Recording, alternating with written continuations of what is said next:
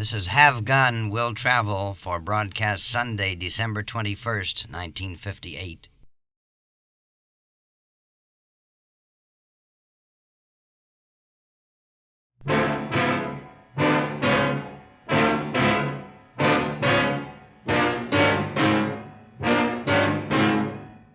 In all my life, I've only seen a dozen real killers. But I've seen 10,000 people who'll sit back and let murder happen. Which is the greater evil?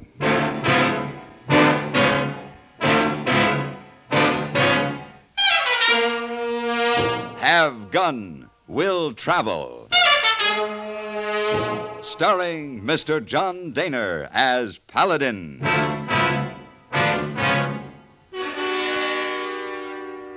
San Francisco, 1875. The Carlton Hotel, headquarters of the man called Paladin.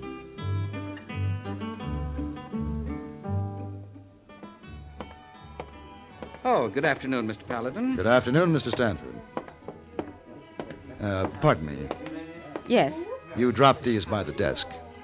Oh, thank you very much. The glove that holds a lady's hand holds a world of prettiness. Really? Yes. My name is... I am not interested in your name. I don't wish to know it. I don't wish to know you.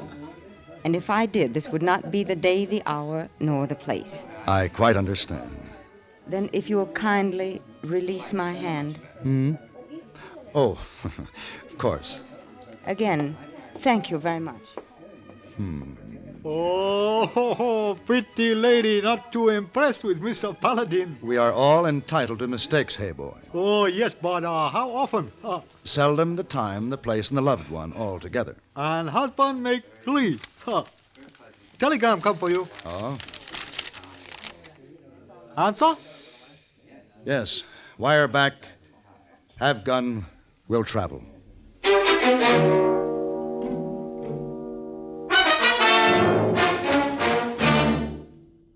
Crime, delinquency, threats of war. These are the subjects that dominate our news headlines these days. Not very pleasant subjects, are they?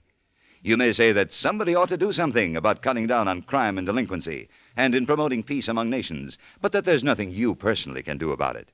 That's where you're wrong. You can wage your own fight against crime and delinquency in your own family by taking the family to the church or synagogue of your faith this week. The inspiration and guidance you and they will receive from spiritual contact will strengthen moral background and faith. Regular attendance at religious services will help your family to work out its own problems and give them comfort in facing the tensions of our present-day life. Worshipping together brings your family closer together, too, and supporting your own religious institution provides funds to help those individuals and families who, unlike you, are unable to help themselves. Find the strength for your life. Worship together this week.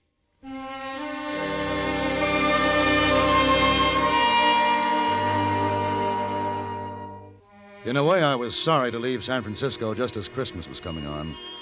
The shop windows, already frosted, were filled with all those wonderful surprises, which seemed to appear only at the Christmas season. And there was an excitement in the eyes of passers-by, young and old alike. In the air, there was the smell of cookies and cakes and candies. It was a good time to be in San Francisco. And yet the telegram from Colorado Territory left me little choice. It was a long trip and a cold one. And as I got closer to my destination, I heard more about the man named Beecher, the man who had hired me. And I didn't like what I heard. Matt Beecher was a hard man, and he ran his cattle empire with an iron fist. It was the day before Christmas when I arrived at the Beecher Ranch. You got business here, cowboy? I was told I'd find Matthew Beecher here. You found him. I pay you $25 a month if I like your work. This is my foreman, Tater. He'll sign you on. Howdy. No, I didn't come here to hire on as a hand, Mr. Beecher. Oh, what did you come for, then? My name is Paladin.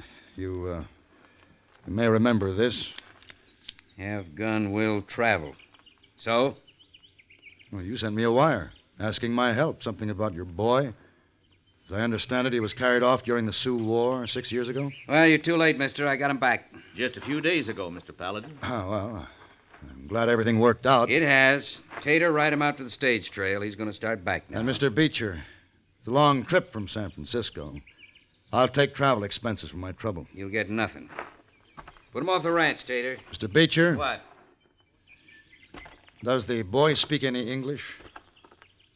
No, he don't. Why? You speak any Indian dialects? No. Well, don't you want to talk to your son? You speak the Pawnee dialect? Some. All right, Tater. Take him up to the main house. We'll talk about them expenses later. Yes, sir. Come on, Mr. Paladin. Maybe I better set you straight about something.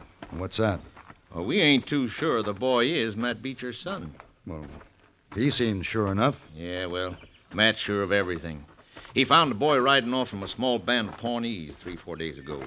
Matt just says, "That's my boy," and takes him. What do you think, Tater? Well, he looks Indian to me. Of course, Robbie was only 2 when the Indians took him. That was when they killed Mrs. Beecher, too. And that nearly finished Matt off when they killed his wife. Tater, that you? Yep. Mr. Paladin, this here's my wife, Maudie. Maudie? Mr. Paladin? How's the boy today, Maudie? Well, same as yesterday and the day before. Is he sick? Well, not hardly. It's just we got to keep an eye on him every minute or he'll squirt away. Boy! Hey, boy! There he is, Mr. Paladin. About as wild as any animal that I've ever seen. Poor little thing. Well, what do you think? Well, about 8 years old, I should think. Be about right. He could be white. If some of that grime were scraped off him, it's hard to say. Hard to scrape it off, too. Well, what's he say? I haven't talked to him yet, Mr. Beecher. Well, talk to him. I'm paying you. Gonolate shi. Shishoni kiburi kiman. Chiwa. Kalate shishona kio. Tekate. His name is Chiwa. His father is Kalate, chief of the Pawnees. You listen to me, boy. I'm your daddy. I'd sell my own soul. I'd give it away before I'd lose you again. He don't understand you, Mr. Beecher. Well, he's got to feel something this strong, lingo or no lingo. Now, boy, you listen to me. Tika. What's the matter with him? He's afraid of you. Miss Beecher? Mr. Beecher? What do you want? It's Indians, Mr. Beecher. Indians. Pawnees. Well, what about him? Well, they're setting up camp. Where? They're over on the East Range. So they finally come for the boy. All right, Tater. Yes, sir. Turn the men out. Make sure they all have rifles. Yes, sir. Now, wait a minute. What? Before you start shooting, why don't you find out for sure if this really is your boy? I told you before, I know he's my boy. You want to believe that, but you aren't sure. All right, Paladin, say it out. What are you asking for? Time to talk with those Pawnees. Well, you go talk then, but I'll tell you one thing for sure. No matter what lies they give you, that boy's mine. And if they try to come after him, there'll be the bloodiest massacre you ever seen.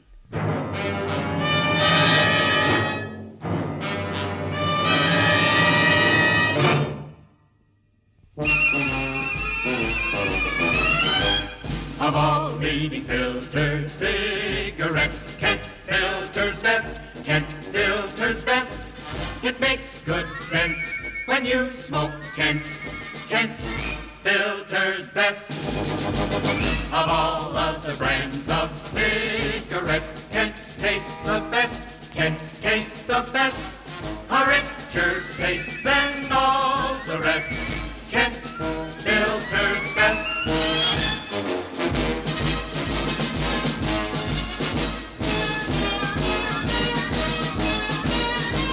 It makes good sense when you smoke Kent.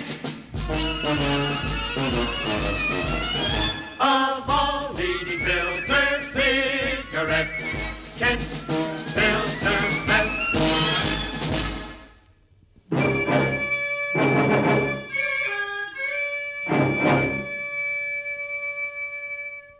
I rode out to the Pawnee camp knowing I had little time and less chance to stop a needless killing. There were squaws, braves, sitting, wandering. There were a hungry people and a lost people. At a tattered teepee, I found Kalete, chief of the Pawnees. Kalate was once man who greeted white man like brother. Now he wanders, hungry, forgotten like the gray wolf. I'm sorry. I wondered why Kalate was on this trail. White man steal children. Kalate will agree. A man may claim his own son. Chiwa, my son. Is he white? Chiwa, my son. I ask again, is he white? Skin is leather bag God made to hold the soul. Color of bag no matter. He was traded from the Sioux. Our blood has mixed. But his is white. He is my son. I take him back. Kalate, if you take the boy, there'll be killing. This white man has many rifles. Can rifles kill what has been killed already? Look at my camp. When there is no game, my people starve. We are driven from land, and winter is here. But we move no more. We stay here. Soon we take my son.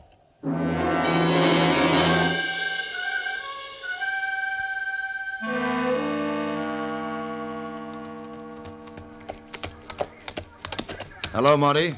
Hello, Mr. Paladin. Well, what's going on inside there? Oh, everyone's shining up clean. We're going to celebrate Christmas, Mr. Beecher, too. Mr. Beecher? Well, I know you won't believe it, but Tater did the trick. Says to Mr. Beecher, maybe the boy'll remember Christmas. Now, ain't that a good one? Indian boy bringing us Christmas. First time since Mr. Beecher lost his wife. Oh, gotta find some more mesquite for decorating. We're gonna have singing and eating and everything. Sounds fine, Monty.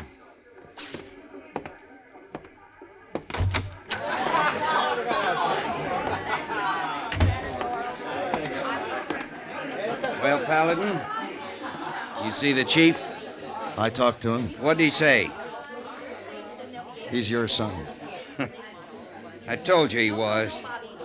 You tell them Injuns to get their squaws and their tents off my property? No. Why not? You want them all killed? I want you to understand that Chief Kalate feels that the boy is his son, too, and he feels it very strongly. If you talk to him, I'd be glad to act as interpreter. The only way I'll talk to him and his flea-bitten braves is with rifle fire. Listen, Beecher. Chief Kalate is the only father the boy has ever known. You kill him. How are you going to explain that to the boy? You speak Pawnee. You can explain it. You're wrong, Mr. Beecher. Yeah? I couldn't explain that in any language.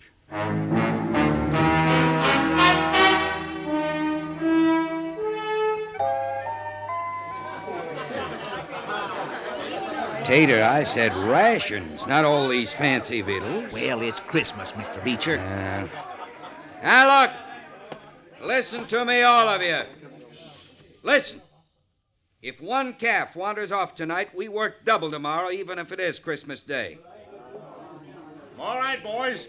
The cider's sitting over there just a-waiting. It can't get no stouter, so get to it.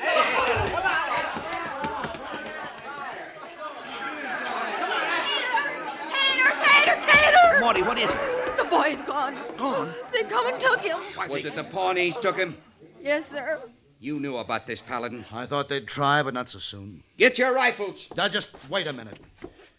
You're always reaching for a rifle. There's no need for rifles. No hurry. The Pawnees aren't going anywhere. They're tired of running.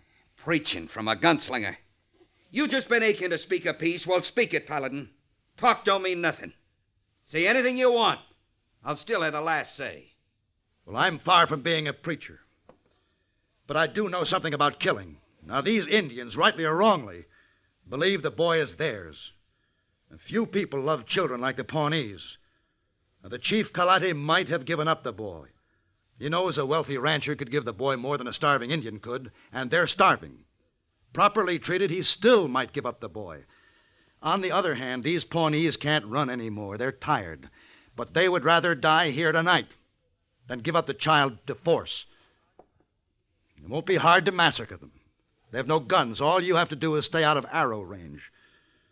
And those you only wound, well, someone will have to press a muzzle against their heads and pull a trigger.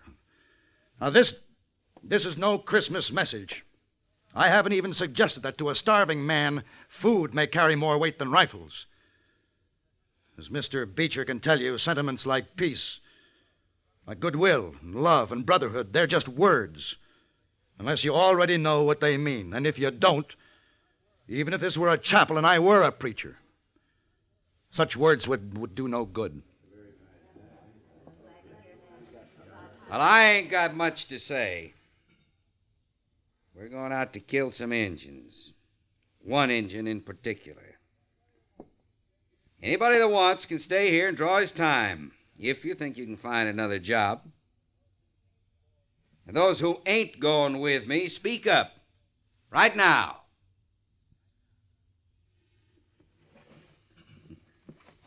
Well, that's the story since the beginning, Mr. Paladin. The belly always wins out.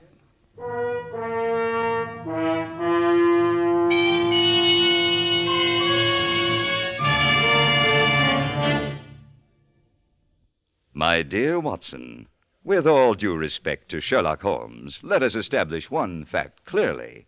There is nothing elementary about the shrewd deductions Eric Sevareid makes as he analyzes world affairs on CBS Radio. As chief Washington correspondent for CBS News, Mr. Sevareid has open to him almost every possible source of information. Experience has sharpened his perspective and given him an extraordinary working knowledge of the forces that make history. It's taught him to view each new development in terms of cause and effect. Each Monday through Friday night, as you join Eric Sevareid on most of these same stations, you'll find his news analysis remarkably free of snap judgments and predetermined conclusions. You'll discover, too, that his carefully considered appraisals of the news not only contain real clues as to what is going on in the world, but also they make the news as exciting as any Arthur Conan Doyle story.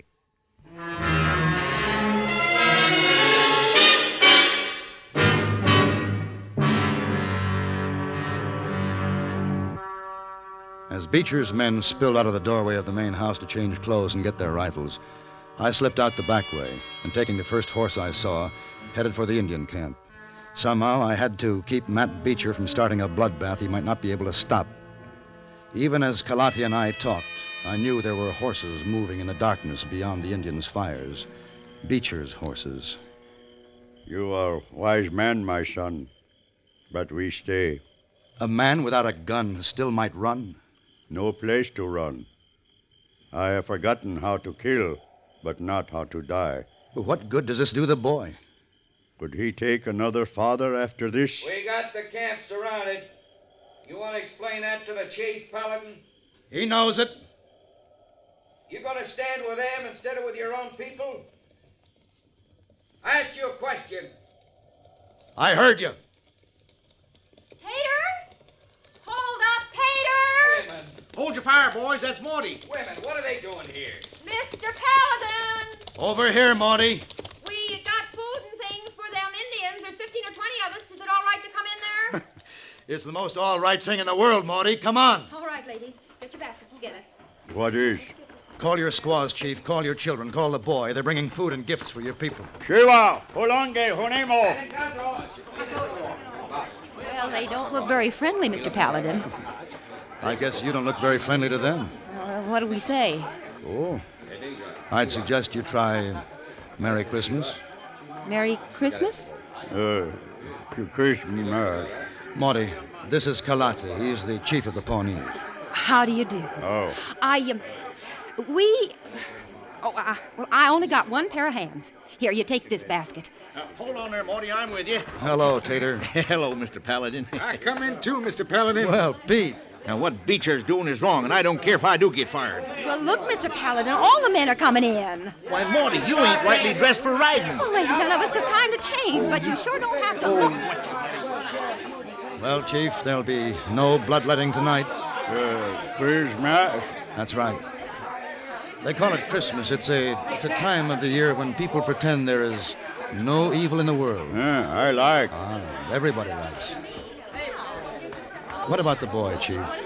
His name is Robbie Beecher. His skin is white. Chief? My boy. His boy, Chief. You can return the seed to the plant that bore it. He can't take it, nor can I, nor can anyone. I talk to boy. I'll talk to his father.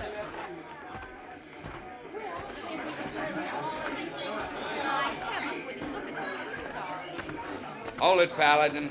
Right there. He'll give you the boy, Beecher. What? You can take him home tonight. The chief is talking to him now, telling him that you're his father. I'll kill you, Paladin, if this is some kind of way of getting back at me. When do I get my boy? I haven't been paid yet. $1,000 cash. Well, I haven't got it with me. Well, when can you have it? Tomorrow? Then give it to the chief so he can buy some land for himself and his people. I'll do better than that. I'll give him some land. I feel like I should give something. It's a good feeling, isn't it? As a matter of fact, it is. Merry Christmas, Mr. Beecher. Merry Christmas, Mr. Paladin.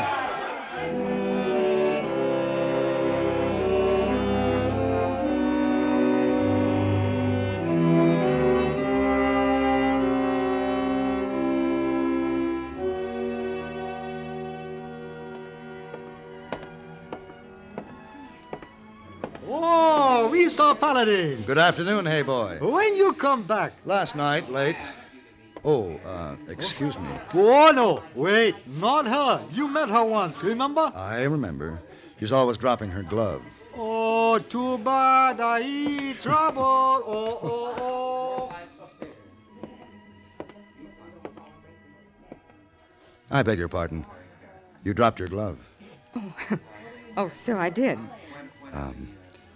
May I pick it up? You may. Thank you. Allow me to introduce myself. Well, please do. My name is Paladin. My name is Eugenie Meyer, Mr. Paladin. Oh. There's a princess named Eugenie. I'd rather hear about that glove that holds a lady's hand. Holds a world of prettiness? Yes. I like that beginning better.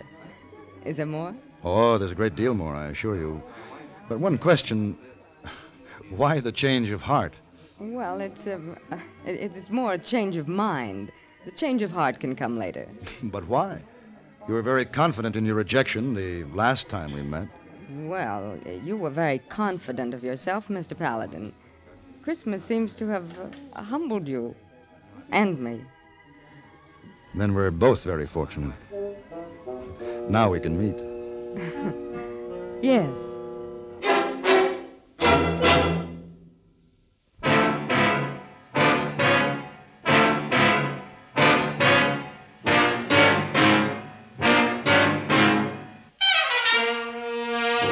Have Gun, Will Travel. Created by Herb Meadow and Sam Rolfe, is produced and directed by Norman MacDonald, and stars John Daner as Paladin, with Ben Wright as Hayboy. Tonight's story was written by Gene Roddenberry and adapted for radio by John Dawson. Featured in the cast were Vic Perrin, Jess Kirkpatrick, Roy Woods, Richard Beals, Ann Morrison, and Virginia Christine. Hugh Douglas speaking. Join us again next week for Have Gun, Will Travel.